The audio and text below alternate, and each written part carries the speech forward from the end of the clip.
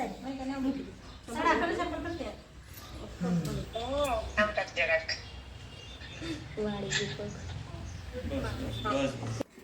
Guys હવે અત્યારે માં દીકરી ભાઈ ઘરે વયા છે તો સૌથી પહેલા આપણે રાંદલમાંને લાપસી કરવાની હોય તો મારા સાથે અત્યારે ડિસ્ચાર્જ થઈ ગયા છે, ઘરે આવી ગયા છે અને આ એપી છે નારી હોસ્પિટલમાંથી ફ્રેમ બનાવી દીધી ને. તો ગુડ ઇવનિંગ ગાઈઝ, કેમ છો બધા મજામાં? તો સ્વાગત છે તમારું અમારા નવા બ્લોગમાં. આજ સવારની કામમાં હતી, દોડાદોડીમાં હતા આમ લોકો, હે ને મહેમાન હતા તો બ્લોગ કાંઈ શૂટ નહોતો થયો. એ લોકો જે હોસ્પિટલ છે બસ એ લોકો હમણાં પહોંચવા આવ્યા છે થોડી વારમાં.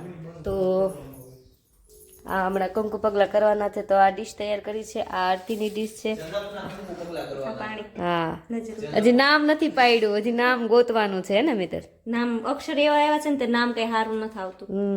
બધી જ વસ્તુ તૈયાર કરીને રાખી છે અને આજે નજર ઉતારવાની હોય ને માથેથી ઈ, અને ડેકોરેશન તો આજે કઈ કરવાનું નથી, ખાલી પગલા પાડવાના છે. ડેકોરેશન તો કરવાના છે, છઠ્ઠીની દિવસે.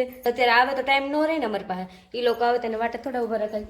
તો બધા અહીંયા પગલા રૂમાલ આવે ને એ પાથરશું.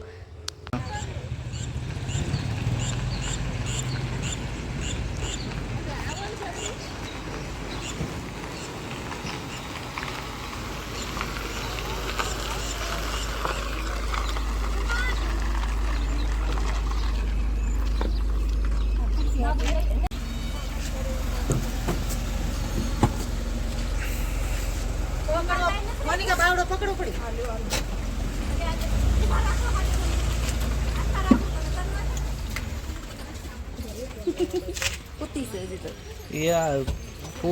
તો ગાઈસ જો ઘરે આવી ગઈ છે અમારી પ્રિન્સેસ. ઉઠ, હવે આને પગલા પાડશું. ઉતાર નાખ.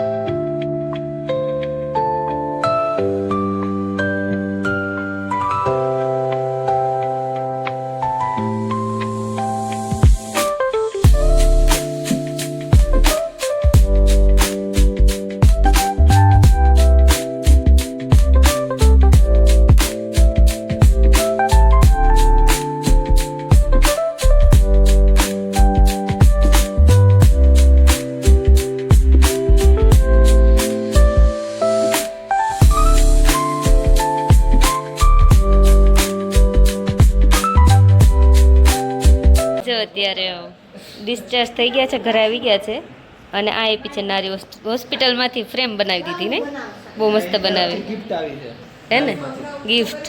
પેલી વેલી ફ્રેમ મસ્ત છે કા? ફ્રેમ મસ્ત છે, ફ્રેમ છે ને મસ્ત છે. જા કઈ હોતી છે.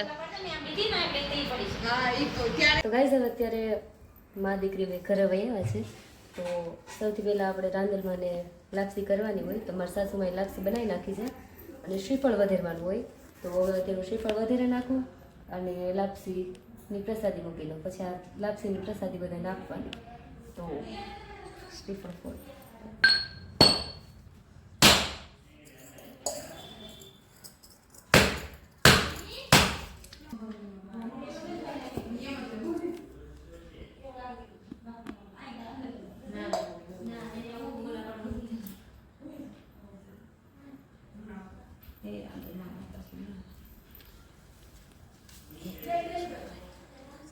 અત્યારે અમે લોકોએ બધા જમી લીધું છે અને જમીન જો આ લોકો બધા બેસવા આવ્યા છે ને તો બેઠા છીએ.